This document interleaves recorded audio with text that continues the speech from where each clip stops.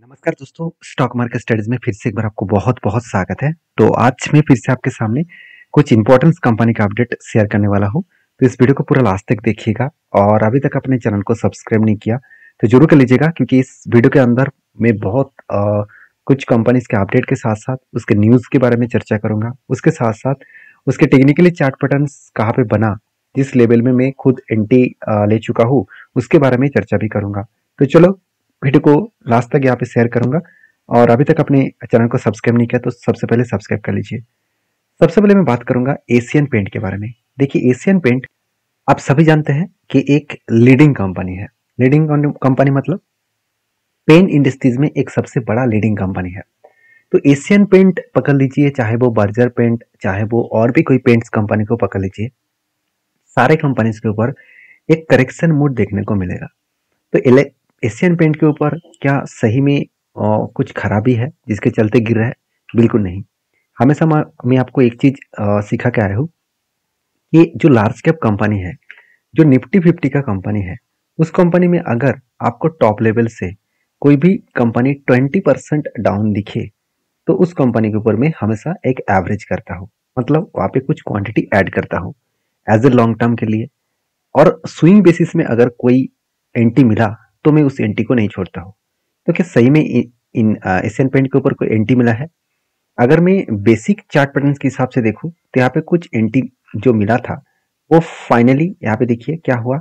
एक कफ with hand pattern बना, shoulder, उसके बाद हेड, उसके बाद शोल्डर बना, फाइनली ब्रेकआउट हुआ, ऊपर गए। यहाँ पे स्ट्रांगली इसका क्या मिला, एक रेजिस्टेंस मिला। और वो रेजिस्टेंस कोई छोटा मोटा रेजिस्टेंस नहीं था, क्योंकि इसका लाइफ टाइम हाई का रेजिस्टेंस था। 3 बार वो टॉप कर चुके थे और वही लेवल से क्या हुआ, एक बिग फॉल हो गया। मतलब यहाँ से भी बिग फॉल हो चुके हैं। तो यहाँ पे देखिए एक स्ट्रांगली इसका क्या बना, एक सपोर्ट बना। तो सपोर्ट को जब ब्रेक डाउन करके नीचे आया तब मैंने आपको बताया कि अगर नीचे आए तो कहाँ तक आ सकते हैं, 2696 लेवल तक। ये 2696 लेवल कौन सा है? यहाँ पे मैंने एक लाइन ड्रॉ करके दिया, इस लाइन क्यों, क्योंकि देखिए ऊपर जाने के बाद जब नीचे आया इसी लेवल में कुछ टाइम होल्ड किया, और होल्ड करने के बाद आप ध्यान से देखेंगे तो 1 बार, 2 बार और 3 बार, यहाँ पे तीनों बार यहाँ पे क्या किया, बॉटम बनाया। मतलब इस जगह पे मैं वो स्ट्रांगली एक सपोर्ट फेस किया, उसके बाद एक बिग बाउंस किया। मतलब यहाँ पे फिर से वो सपोर्ट लेंगे बिग बाउंस करने के लिए। अभी देखिए इस चार्ट के साथ साथ और दूसरा एक चार्ट पैटर्न मुझे यहाँ पे देखने को मिला, उसके बारे में चर्चा करूँ तो आरएसआई देखिए। आरएसआई भी कहाँ पे है, नीचे है। कहाँ पे है, 30% के नीचे।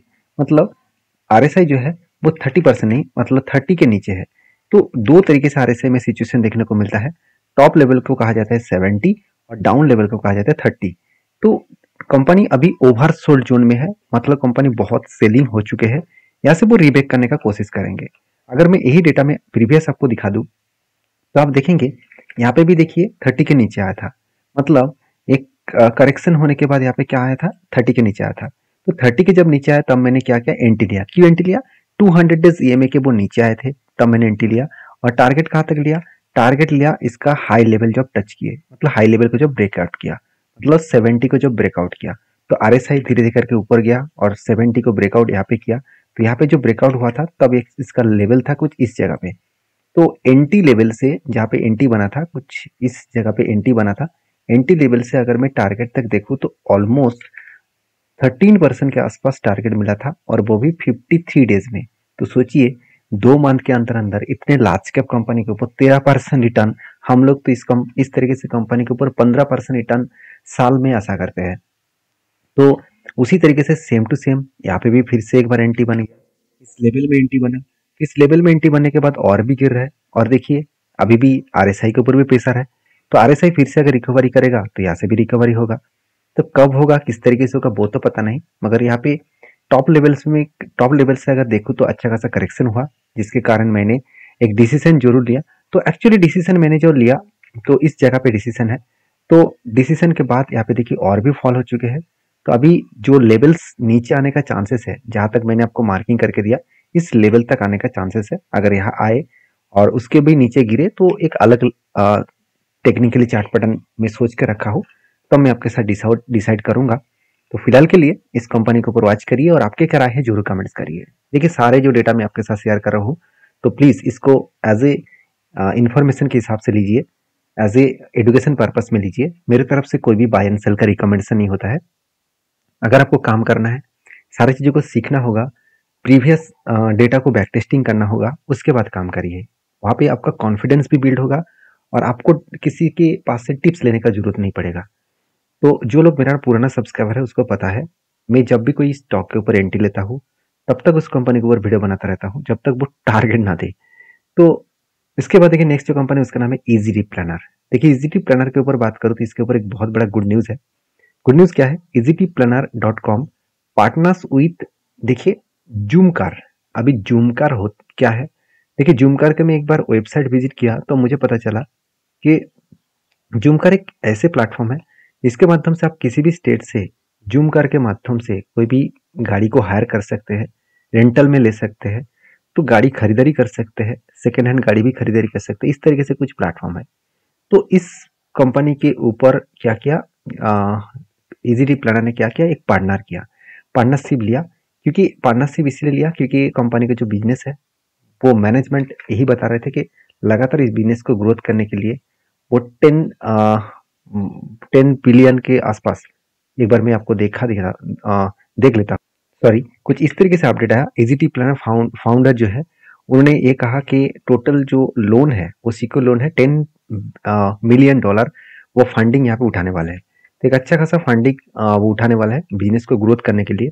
और उसी से मुझे लग रहा है कि यहाँ पे जो जूमकार का जो बिजनेस के ऊपर एंटर होने वाले हैं, इसके साथ एक पार्टनरशिप करने वाले हैं, तो ये भी एक कारण हो सकते हैं। और बाकी बिजनेस को बड़ा करने के लिए अलग अलग कारण भी है।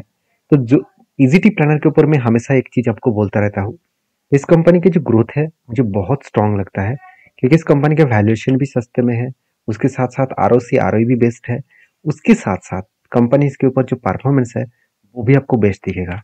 हाईएस्ट कंपनी का सेल्स भी है, एक्सपेंस भी हाईएस्ट है, और कंपनी सॉरी एक्सपेंस भी कंपनी लोएस्ट कर चुके हैं, हाईएस्ट नहीं लोएस्ट किया है। और प्रॉफिट मार्जिन 45 से 51 करोड़ बन गया है। तो एक अलग लेवल का प्रॉफिटेबिलिटी ग्रोथ यहाँ पे देखने को मिला है, जहाँ पे कंपनी के सेल्स से लेकर प्रॉफिट तक एक अच्छा खासा जर्नी यहाँ पे देखने को मिले। बाकी इस कंपनी के ऊपर एक चीज और भी नोटिस शायद आपने नहीं करे होंगे, ये कंपनीज के जो कैश फ्लो है, कैश फ्लो में देखिए कंटिन्यूसली कंपनी का कैश फ्लो पॉजिटिव में था। इस बार कंपनी का कैश फ्लो थोड़ा सा नेगेटिव में गया। मगर यहाँ पे एक चीज और भी नोटिस करेंगे कि कंपनी की जो बैलेंस शीट है, जहाँ पे कंपनी इस बार हाईएस्ट कर्जा लिया, आज तक की इतना ज्यादा कर्जा नहीं था जो इस बार कर्जा लिया गया। तो बहुत सारे लोगों का ये भी डाउट्स है कि इतना ज्यादा तो कर्जा तो ले लिया, क्या वो कर्जे को मिटा सकते हैं? क्या उस कर्जे को मिटाने के लिए उसको रिजर्व को बेचना पड़ेगा, उसको फिक्स एसेट को बेचना पड़ेगा? तो फिक्स एसेट तो उतना ज्यादा नहीं है, तो क्या रिजर्व को बेचेंगे? बिल्कुल बिल्कुल नहीं है, क्योंकि कंपनी को रिजर्व को बेचने का जरूरत नहीं है, क्योंकि कंपनी का हाथ ऑलमोस्ट 118 करोड़ के आसपास पैसा है। तो जो कंपनी ने 116 करोड़ का कर्जा लिया, वो हाथ में जो 118 करोड़ का कर्जा है, सॉरी कैश है, उस कैश से वो इजीली मिटा सकते हैं। तो कहने का मतलब है कि कंपनी की एक स्ट्रेंथ है जिसके कारण कंपनी के ऊपर एक बुलिश सिचुएशन मुझे हमेशा देखने को मिलता है।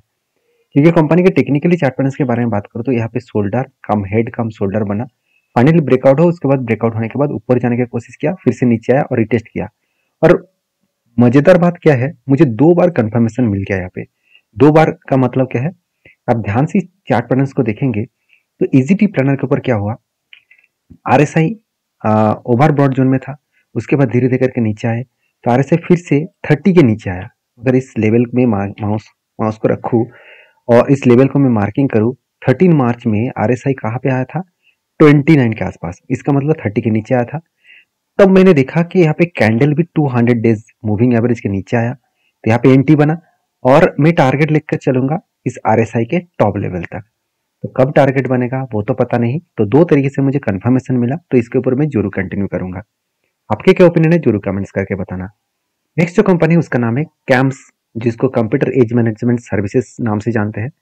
तो कैम्स के ऊपर एक बहुत बढ़िया अपडेट है। देखिए कैम्स यहाँ पे न्यू ऑफिस ओपन करने जा रहे हैं, और एक बहुत बड़ी बात है क्योंकि कोई भी कंपनी का अगर ऑफिस बढ़ रहा है, जो एक सर्विसेज कंपनी है, बेसिकली वो एक सर्विसेज कंपनी है, क्योंकि इस कंपनी का जो बिजनेस है वो सर्विसेज रिलेटेड है। क्योंकि इस कंपनी का अगर क्वार्टर रिजल्ट दिखा दूं तो देखिए कंपनी का जो सेल्स है, कंपनी के एक्सपेंस बहुत कम आपको दिखेगा। क्यों? क्योंकि इसका तो जो एक्सपेंस है उसमें सिर्फ के सिर्फ एम्प्लॉय कॉस्ट होगा, उसके बीच में कोई मटेरियल कॉस्ट, कंपनी का प्रोसेसिंग खर्चा, कंपनी का प्रोडक्शन खर्चा, ये सब नहीं दिखेगा क्योंकि एक सर्विसेज कंपनी है।